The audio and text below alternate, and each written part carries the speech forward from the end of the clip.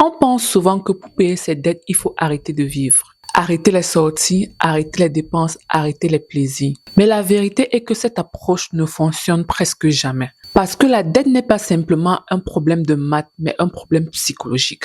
Et aujourd'hui, je vais te montrer comment sortir des dettes, comment les payer étape par étape sans te priver, en utilisant deux méthodes qui fonctionnent. La méthode boule de neige et la méthode avalanche. Et surtout, je vais te montrer comment le faire sans arrêter de vivre. Si tu as des cartes de crédit, un emprunt personnel ou toute autre dette qui te stresse, cette vidéo est pour toi. Avant de parler de stratégie, il faut comprendre une chose. La plupart des gens essayent de payer leurs dettes de manière aléatoire. Aujourd'hui, je mets $100. Demain, peut-être rien. Le mois prochain, je mets peut-être $50. Après, si je reste sur mon budget, je mets un autre $20. Et ils espèrent que petit à petit, ça va disparaître. Mais la dette fonctionne comme une pente glissante. Si tu n'as pas de système clair, tu peux te retrouver à payer pendant des années sans vraiment avancer. La première étape est de faire l'inventaire complet de tes dettes. Tu dois tout mettre sur table. Beaucoup de gens évitent cette étape parce qu'elle est inconfortable. Elle montre vraiment clairement combien tu dois. Mais ignorer cette dette ne la fera pas disparaître. Il faut voir clairement combien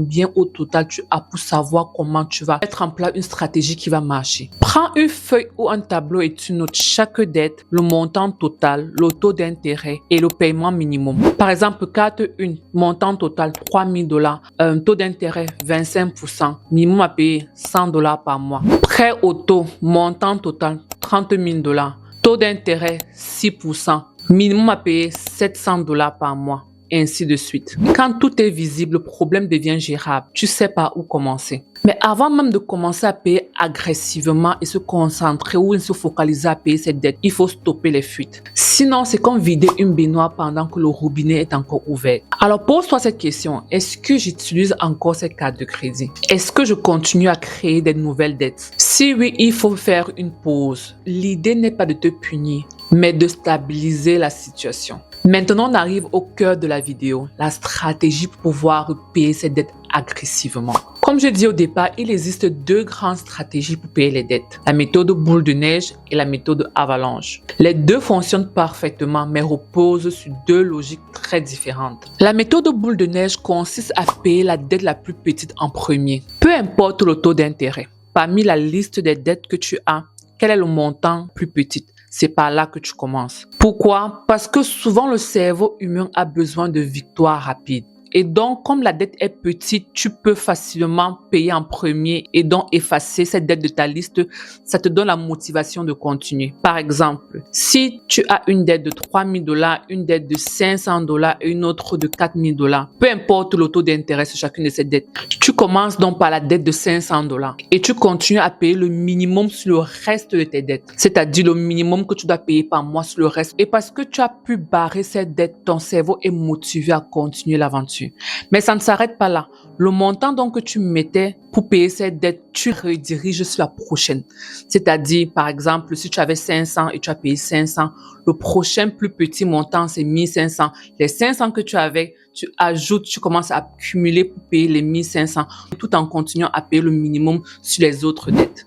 Et c'est comme ça que tu progresses et ça devient comme une boule de neige qui grossit avec le temps. Et chaque dette payée, comme j'ai dit, te donne la motivation de continuer. Ça, c'est la première méthode. La deuxième méthode est la méthode avalanche. La méthode avalanche est différente. Elle consiste à payer la dette avec le taux d'intérêt le plus élevé en premier. Je prends un exemple. Tu as deux dettes. Une dette de $500 avec taux d'intérêt de 6% et une autre dette de $1000 avec taux d'intérêt de $20. Utilisant la méthode avalanche, tu vas commencer avec la dette de $1000. Mathématiquement, c'est la méthode la plus efficace parce que le plus le taux d'intérêt est élevé, le plus ça te coûte cher. Donc du coup, tu veux rapidement éliminer cette dette en premier. Maintenant que je t'ai présenté les deux méthodes, quelle méthode choisir? Je dirais personnellement qu'il n'y a pas de bonne méthode. Tout dépend de si tu es quelqu'un de motivé ou bien si tu es quelqu'un de discipliné. Je dirais que pour quelqu'un de discipliné qui sait où elle va et qui connaît ses calculs, qui connaît ses poches et qui ne veut pas perdre d'argent, elle va utiliser la méthode avalanche, c'est-à-dire commencer par la dette avec le taux d'intérêt le plus élevé. Par contre, si tu es quelqu'un qui a besoin de beaucoup de motivation, quelqu'un qui a besoin de voir que les choses avancent rapidement, je te dirais utilise la méthode boule de neige parce que payer une dette plus rapidement crée un sentiment de progrès. Maintenant, comment vivre à peu près normalement alors qu'on paye les dettes? C'est là où beaucoup de personnes échouent.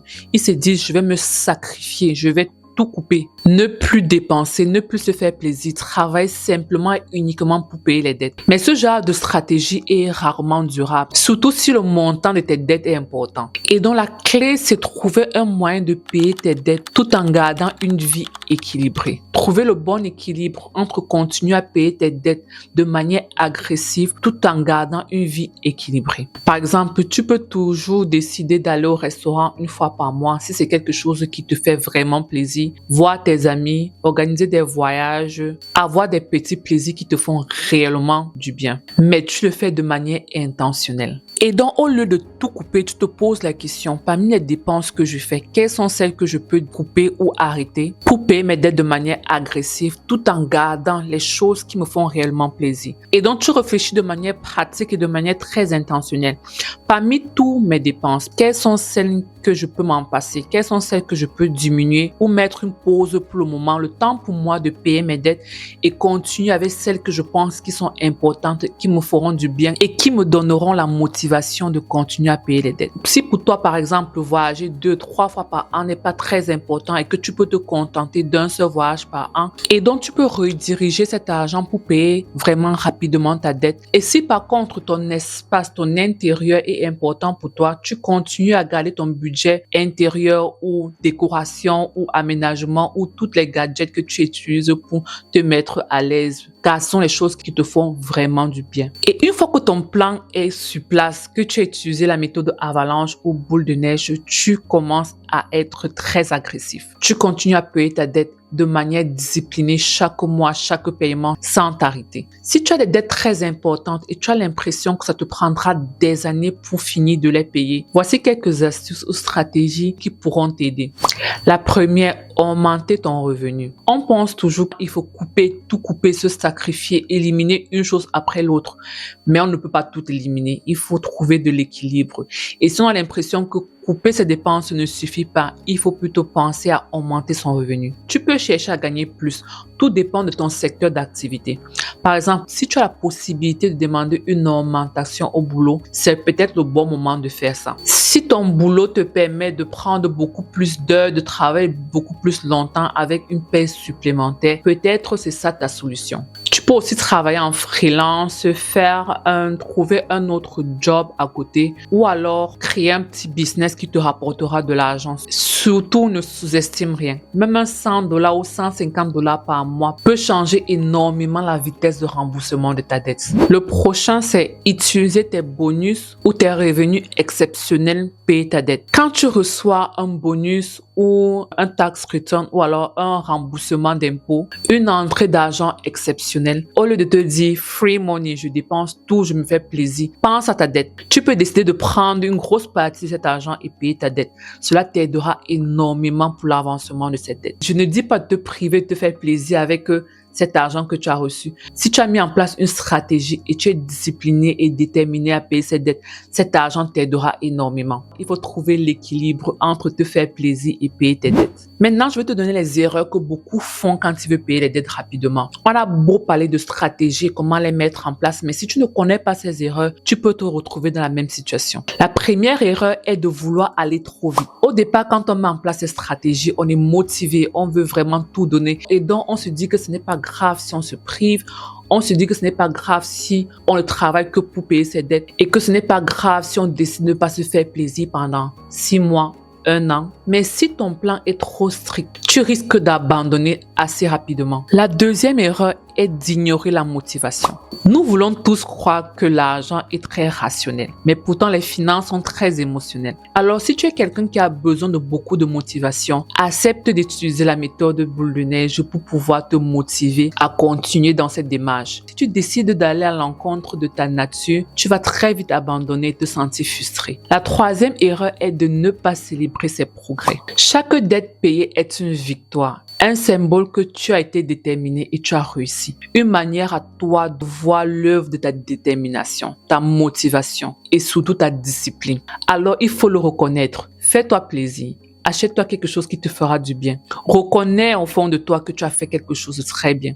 Cela te permettra de continuer à avancer. Imaginons de manière générale une personne qui a une dette de, disons, 12 000 $ et qu'auparavant, elle payait juste les minimums pour chacune de ses dettes. Avec un plan clair, une bonne stratégie, elle décide de payer 500 $ par mois au lieu du minimum. Cette personne se retrouvera à payer sa dette dans environ 2 à 3 ans au lieu de 7 à 8 ans. Cette personne aura économisé de l'argent, du temps, de l'énergie, du stress. Et surtout, cette personne aura repris le contrôle de ses finances. Alors pour finir, payer sa dette n'est pas simplement un problème de chiffres. C'est surtout une question de système. Un système qui combine stratégie, discipline et psychologie. Peu importe la méthode que tu choisis, avalanche ou boule de neige, continue à les payer de manière régulière, mais en continuant de vivre ta vie et en avançant étape par étape. C'est tout pour cette vidéo. J'espère qu'elle t'a plu. Merci d'être là. Merci de continuer à avoir ces réflexions avec moi. Je te dis à la semaine prochaine pour une autre vidéo.